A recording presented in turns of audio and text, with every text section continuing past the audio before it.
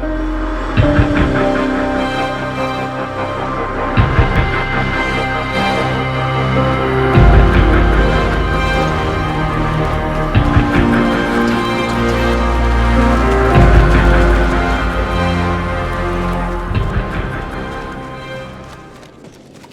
hope you guys are hungry and or starving for some DLC news, because today we got so much DLC news I can hardly fit it all in my mouth at one time, and that didn't sound sexual at all.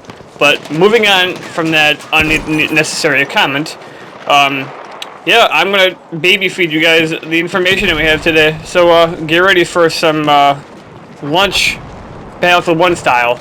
So, before I get into the other DLC pack news that we have, our DLC release date for They Shall Not Pass is finally available. Credit to Battlefield Bulletin on Twitter for posting this originally, but the report is that Battlefield 1 They Shall Not Pass expansion, which is bringing the French army into the, thing for us, is going to be available March 14th for premium members only.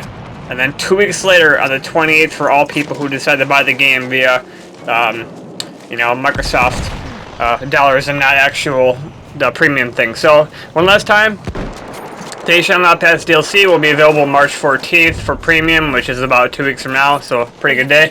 And then 2 weeks later for the 28th for all. So, but that's not all for today, guys. They decided that not only are we going to give you guys a release date for They Shall Not Pass, but we're going to give you concept art for the first expansion, the second expansion, and the first expansion, as well as their names and or what exactly we are dealing with here. So, our second expansion, we knew for a long time now that Russia was going to become a thing. And our first concept image, which is now up on screen now, we have Battlefield 1, and the name of this official expansion is In the Name of the Tsar, which obviously we know is the Russian word for a king or ruler or whatever you want to call it. And so the caption reads as this: Enter the war's biggest front with the Russian army, and fight in snow-covered ravines and a freezing archipelago in 4 new maps. And we have this beautiful Russian valley shot here. Left side we have this massive train trestle with looks like we're probably a behemoth going back and forth through probably these mountainsides and around the map, which looks absolutely awesome. Down below we have the ice cold ravine. On the right we have 3 soldiers. One in the front looks like he's holding some kind of shotgun. The soldier closest to us looks like he could be holding the LMG that we've seen in the game before, being the MG15. And then the guy in the middle with the horse looks like he's obviously holding a cavalry sword. And then we have a plane in the far right corner, middle corner a little bit above the Battlefield 1 logo. It looks like it's doesn't look like anything we've not seen before. But one thing I would like to mention, though, they mentioned freezing archipelago and snow-covered ravines. I would like to see some small little feature where if you spend too much time in the river, your guy will actually start freezing up and maybe like lose health. Like I think that'd be a pretty cool little thing just to make it a little bit more historically accurate with the cold air, because obviously we know, guys, that the French. Not the French army. The Russians had issues with fighting in World War I and World War II because the Russian winters are the worst winters, besides pretty much being in the cold area. But next up, our next on-screen image we have seen here is called Burning Tides. This isn't so much as to one actual army, as more of it is a bunch of different battles. So we have this beautiful shot here of what looks like to be a seaside / oceanside just complex of docks. You can see on the left we have cranes with our, it looks like some city in the far left corner. It could be, this could be Gallipoli, and it does seem like it might be Gallipoli. And we do have cranes on the left. We have a bunch of guys.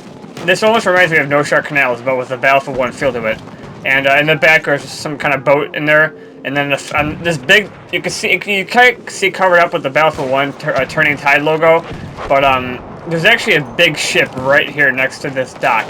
And it's probably probably a docked, what's it called? The Dreadnought we see in South Fortress. But this is indeed called Turning Tides, and I also like, my favorite part of this picture is the little tower on the far right here on the screen, or if you want to call it probably the lighthouse, with the sniper on there, and they have the thing probably spinning around. But the official synopsis for Turning Tide reads as follows.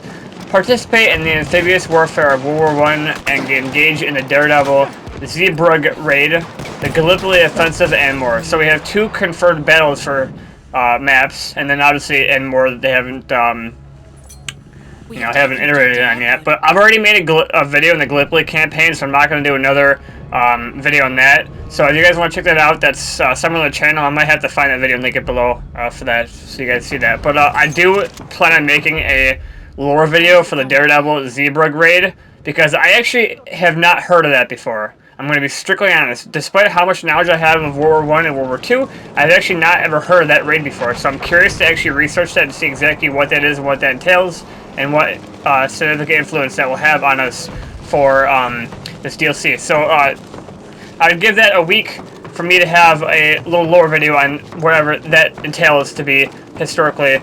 And I also want to point out one important thing too, is that this looks like, unless I am visually impaired, which I don't think I am, this looks like it is a night map.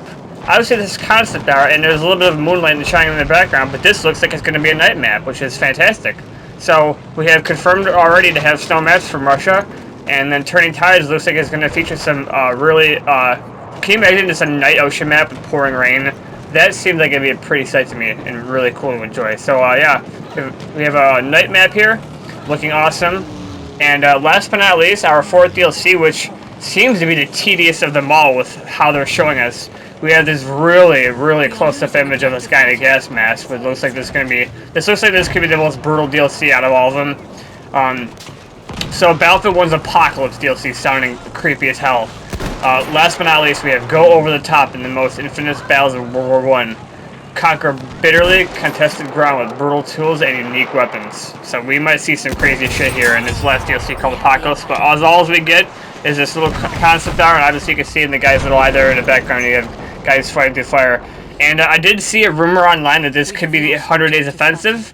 Obviously we have no confirmed information on that, but we know the 100 Days Offensive was one of the most brutal battles of World War I, seeing the most brutal weapons and unique weapons used, just like they say here. So that could be it, but I'm not going to say anything just quite yet on that. But last but not least, guys, I have some few small things that aren't related to this. So for those of you who don't have Battlefield 1 and maybe want to try it out, you're in luck, because the 3rd through the 5th, which would be this weekend, I do believe that's Friday through Saturday, if I'm not correct. DICE is calling it Battlefield 1 Open Trail this weekend. Again, March 3rd to 5th. You'll have 10 hours to play on 5 MP maps. They do not tell us which maps they are, and you'll be able to play 2 single-player stories, which I'm going to assume that the single-player stories will just be through Mud and Blood and Friends in High Places, which are stories 1 and 2. I don't think they would split them up. So if you haven't played Battlefield 1 yet and you want to get a taste for it, maybe, I don't know why you haven't played it yet, but go ahead and get into the Open Trail this weekend between the 3rd and 5th, Friday through Saturday, to get 10 hours of playtime on 5 multiplayer maps as well as 2 single-player stories. And yeah, guys, I'm just trying to think here if there's anything I missed from today. Oh yeah, one more thing for CTE-wise. There has been a report that DICE is looking to tweak resupply times for the smoke grenades, and also look at smoke size and duration. I know that's not really entirely a big deal, but I guess smoke is an issue. I don't think we have to really worry about that. But yeah, guys, our final DLCs have all been named in the concept art. Tell me what you guys think in the comments below. What you guys think of these DLCs, and they are, one more last time, our second DLC, Russia in the Name of the Tsar, Turning Tide. Things like Gallipoli, Zeebrugge raid, and Apocalypse possibly being the 100 Days Offensive, but don't quote me on that. We'll find out soon. And last but not least, for those of you who probably skipped through the first 5 minutes of the video because you hate my voice, no, I'm just joking. The DLC for They Shall Not Pass will be launching on March 14th for premium members, 2 weeks later, March 20th for all.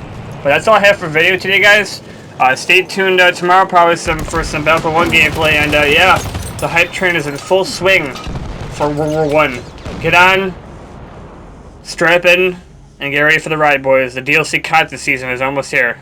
Have a good one, boys. See you later.